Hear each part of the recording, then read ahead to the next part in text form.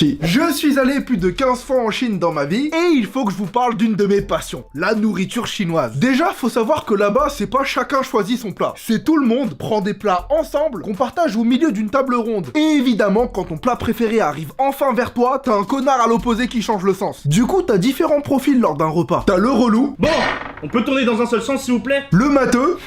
Voyons voir. Si on prend en compte la hauteur h du plateau, sachant que la rotation a lieu dans le sens trigonométrique à une vitesse de pi sur 2 radians par seconde, je devrais avoir mon plat dans exactement... Ah, on a bien mangé, hein. Ouais, c'était super bon. Et le gentil qui sert les autres lorsque le plat qui les intéresse est trop loin.